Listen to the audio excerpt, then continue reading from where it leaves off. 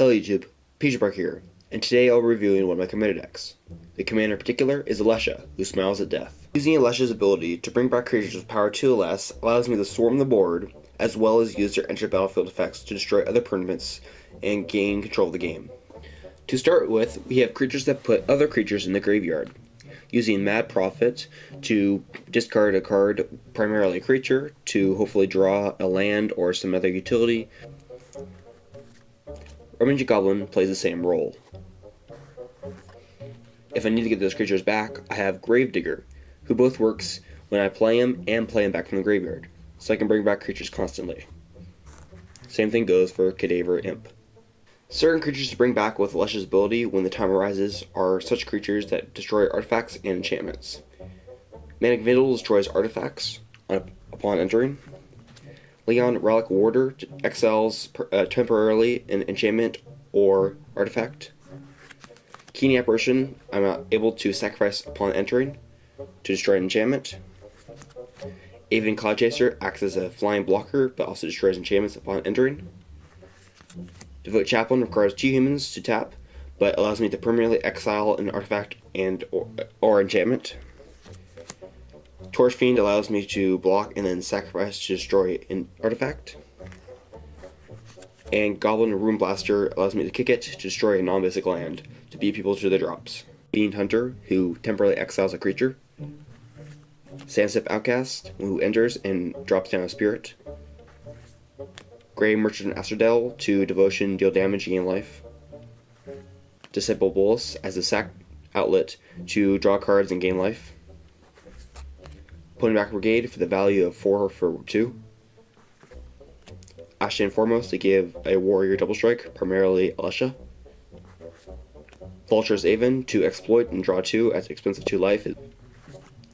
Swarm Above Lies to bring him back constantly after all the death triggers. He can build up pretty high and become one of my largest creatures on the board. Warren Name Aspirant, pretty much a 3/2 that comes in with Raid. Core Skyfisher to do it again. And Mentor the Meek to draw off all my power 2 creatures. Humble Defector is a card that allows me to campaign with their players, allowing me to draw 2 cards and give it to an opponent I would like to become allies with. Healer of the Pride to gain 2 life off of every creature entering the battlefield. Bullet Artist to gain 1 life and choose an opponent to lose 1 life. Same thing with Falcon Noble.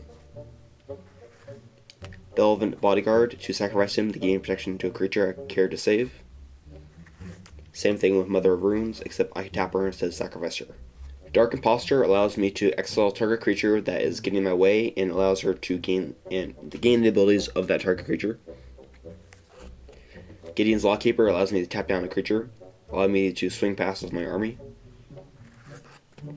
Surstang Flare allows me to sacrifice a human, which is a sack outlet, to destroy a target creature, which is very valuable.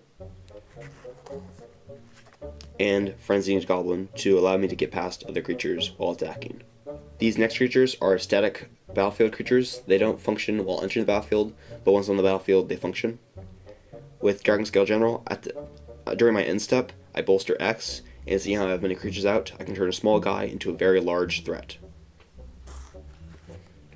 Imposing Sovereign allows me to swing past token decks and other decks that rely on large creature power. Pyre Heart Wolf allows my creatures to be pretty much unblockable decks that pump their creatures. Fiend Slayer Paladin, more or less a small 2/2 with first strike and lifelink. Cunning Lethomancer allows me to discard cards while inconveniencing my opponents. Falconath Marauders, pretty much a 4/4 once it does damage. It's very valuable and is a hassle unless dealt with. Thalia, Guardian of Thibon. Because I'm not casting non-creature spells, she's very convenient. And Edian the Rigorek, because Alesha's ability isn't casting them, I'm able to utilize him and shut down my opponents. Ankle Shanker makes my creatures very scary because my opponents cannot block without losing creatures. Benza Seer is my main sack outlet, allowing me to dig through my library.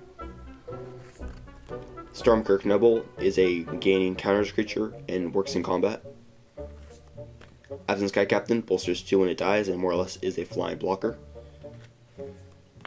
Abu Jafar is a weird death touching creature that I can bring back to create a wall of defense. Blind Zealot works in combat to sacrifice it but then destroy a creature. And the static creatures like Archetype of Courage allow me to gain first strike while my opponent loses first strike.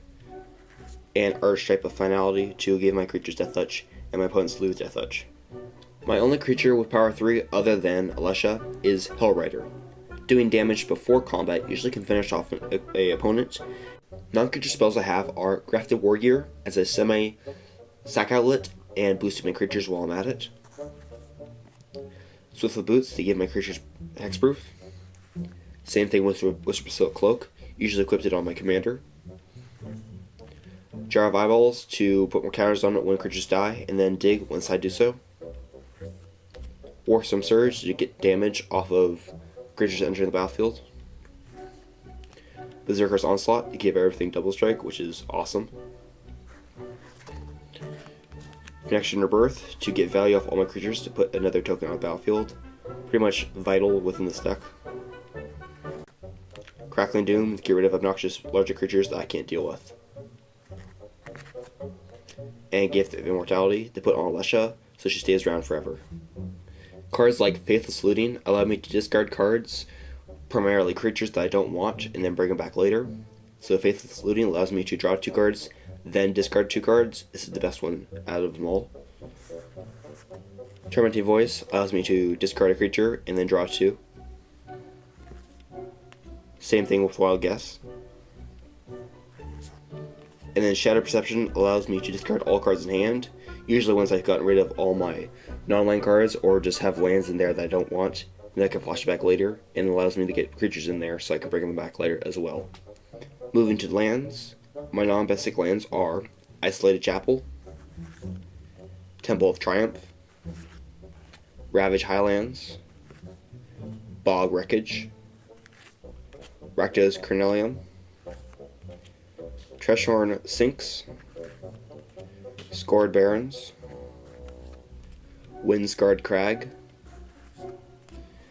Achium Refuge, Bloodfell Caves, Nomad Outpost, Shimmering Gato, Polluted Mire, and Evolving Wilds.